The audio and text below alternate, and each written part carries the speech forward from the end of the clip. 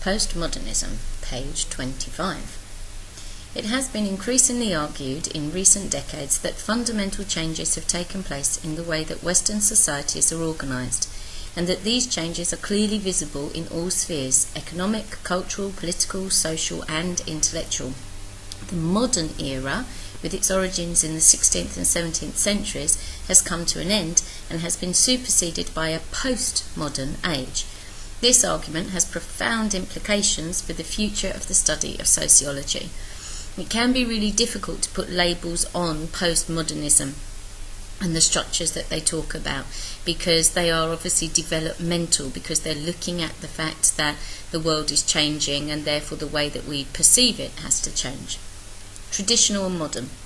The modern era can itself be said to have superseded the traditional, when the rural and agrarian gave way to an urban and industrial society. Okay, so simply because people moved away to farms, to factories, everything has changed. This is described by W. Rostow. At the heart of this transition to modernity was the founding of an intellectual tradition that sought to reject old ways of understanding the world based on religious knowledge and replace it with knowledge based not on faith but on reason. It was out of this movement, usually known as the Enlightenment, that the embryo of sociology was formed, and it is the claims of the Enlightenment project that its new critics, the theorists of postmodernism, are most concerned to contest. Okay, so people have changed then. Yes, education has developed, people have a more scientific approach to things, so we're not just basing our knowledge on faith, we are also basing our knowledge on using proof and reason to explain everything that is coming out and being understood by people. And this is the period of the Enlightenment. Okay, this is what sociology needs to kind of stand up to and appreciate what they're saying. So, the Enlightenment. Let's understand what the Enlightenment is first. Although it was a broad-based movement, the Enlightenment can be described as the collective writings of 18th century French thinkers such as Rousseau, Voltaire, Diderot and Montesquieu, who are sometimes collectively known as the philosophers, and Scottish writers such as Hume and Adam Smith. In a theological age, these writers argued the case for raising the status of science, for a more rational understanding of the world based on belief in the possibility of the use of reason to increase human understanding of the world in which they lived. Okay, so these people during the Enlightenment are saying we need to use reason to get to solve our answers. For too long, people have just been able to say that was due to God. Now we need them to be able to actually find reasons behind those things happening. At the same time, they sought also to contest the claims of what they believed to be ignorance, prejudice and superstition. Through the use of reason and their commitment to test all ideas against what their senses told them, they believed that they could come up with a scientific knowledge whereby truths that applied in any situation, universals, can be found to exist. Okay, so they didn't just want truths, they wanted truths that could cover a huge area. This is why they call them universals. Okay, and then it gives a structure to everything. So we're kind of going back to functionalism if you think about it. Anyway, underlying this aspiration was the belief that part of this knowledge would lead to improvements in the way society was organised and the way people led their lives. As a secular intelligentsia, they were progressive in their thinking, making claims for the individual as the centre of their analysis. An individual who would be free and allowed to think whatever they dared without fear of religious or political persecution. Okay, so this idea of being secular means, that they are moving away from religious backgrounds. They are moving into things that are of this world and of this earth, not religious. In doing so, they opened the door to the possibility of a science of society, to the extent that some have claimed that in the 18th century sociology would have been translated as the work that the philosophies were doing before it was further developed by Saint Simeon and Comte. During the 19th and early 20th centuries, these ideas became professionalised and institutionalised by the founding fathers, Marx, Durkheim, Toniers, Simmel and Weber, and it is their intellectual inheritance in the form of social science that has been largely described and discussed in this book. Okay, so this is the time when they are getting away from just trusting religion and actually starting to use science to dig into things, to understand them. And through the Enlightenment, people were allowed to have more freedom of thought, to actually criticise things which in the past were just held as being truths when there was no proof to back them up. And so this was why these founding fathers were actually able to do the type of research that they did and to ask the questions that they did, because of the Enlightenment. Postmodernist criticism. The theorists of postmodernism attack the Enlightenment inheritance at its foundations. A project committed to the pursuit of truth, reason, certainty, progress, secularism, and control over nature has produced a world which in the 20th century has witnessed 2 world wars, continued famine, global pollution, ethnic cleansing, the sustained rise of religious fundamentalism, and the collapse of the Soviet bloc. It is therefore difficult to conclude that there is an inner logic of history leading to the perfection of the human condition. As Zygmunt Bauman remarks, the 2-centuries-old philosophical voyage to certainty and universal criteria of perfection and a good life seems to be a wasted effort. This sense of disillusionment is what has been described by one of the most prominent postmodernist writers, Jean-François Lyotard, as the postmodern condition. Okay, so postmodernism was looking to find these universals, these truths that would help us to understand everything. But actually what critics of this theory would say is, well, ultimately what's ended up is there being, real major problems in the world, and not just small problems in isolated areas, but, over the globe. So therefore postmodernism hasn't found these universal truths. It's just with people moving away from a belief in God and the morals and norms that go with that, it seems to have made the world into a not so great place to be in. This new condition is present in all aspects of life. In philosophy, it is marked by the claims of relativism. There are no universals, and there is no objective or scientific truth. Sociology, which is strongly linked to philosophy, also exhibits the postmodern condition in that in all of sociology's subject areas, postmodern thinking is making a significant and subversive contribution. Okay, so it's digging away at what's underneath everything, so that's not necessarily good. It is no longer possible, if it ever was, to scientifically analyse an increasingly secular and industrial world, as if the class structure of an isolated nation-state were the key to understanding behaviour, explaining how people vote, their consumption of high or low culture, or their propensity to criminal acts. Men are no longer the sole breadwinners, living in nuclear families with the same job and a wife for life, with a limited choice of programmes to watch on television. The projections of modernist sociology have been examined and found wanting. So postmodernism is criticised because actually it didn't understand the changes that were going to happen, although it was claiming that it knew how these things were going to happen. Post-industrialism.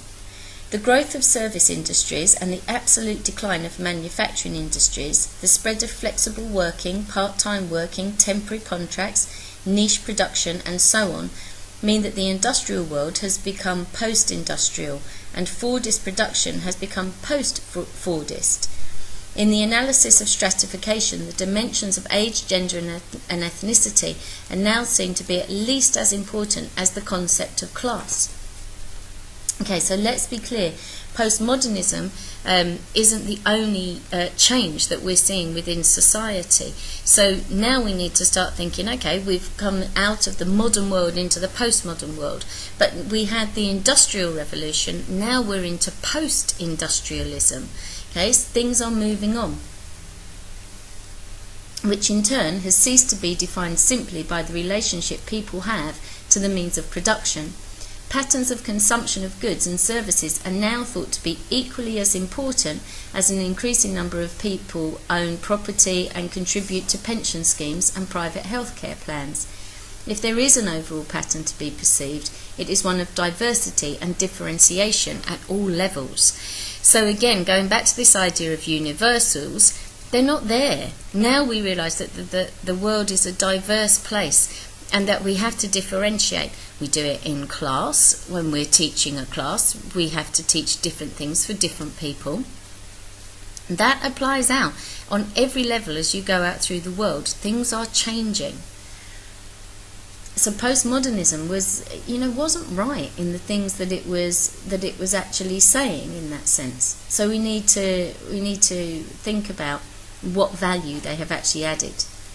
The boundaries of the nation state have been breached as capitalism has become a global economic system, marshalled by a stateless transnational capitalist class.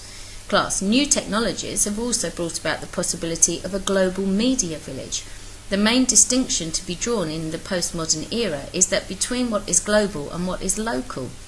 New social movements are evident in the way people behave politically, contesting not traditional battles drawn on class lines, but uniting to take on planners and supermarket owners in the interest of environmental and neighbourhood protection. So even the things that seemed to be important to society previously have changed.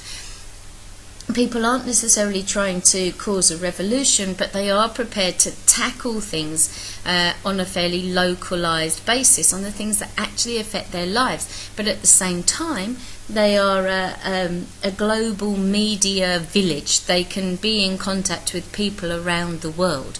So all of that is developing as well.